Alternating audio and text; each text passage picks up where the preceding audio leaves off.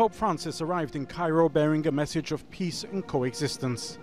The Vatican says the head of the Catholic Church traveled to Egypt to help extinguish the flames of sectarianism and encourage interfaith dialogue in the Arab world. He arrived at a sensitive time for the Christian community in Egypt. Although mainly followers of the Coptic Church, they will still look to him for leadership following the bomb attacks that shook their community on Palm Sunday.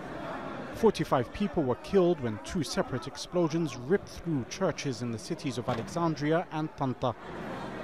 Addressing political and religious leaders, Pope Francis stressed the need for unity.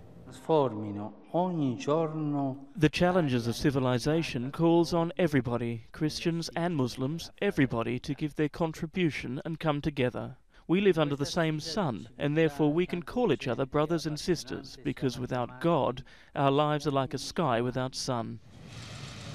Egypt's Abdel Fattah al-Sisi has for a long time tried to position himself as a so-called moderate leading the fight against ISIL. Human rights groups, however, say his crackdowns have targeted political opponents and not the armed group. Despite this, the Vatican has praised Sisi for his public speeches encouraging coexistence.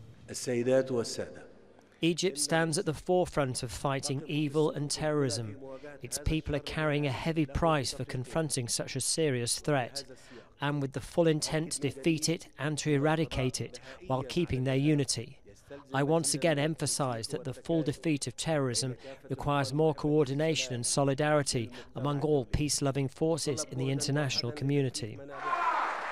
Pope Francis also addressed the International Interfaith Conference organized by Al-Azhar, the oldest religious institution in the Muslim world, before meeting the head of the Coptic Church, Pope Tawadros II.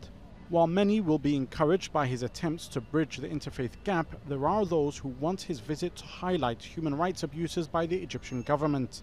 Pope Francis received widespread admiration across the Arab world for supporting Syrian refugees and its criticism of their mistreatment.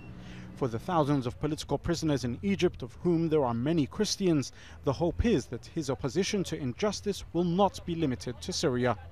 Jamal Elshayyal, Al Jazeera.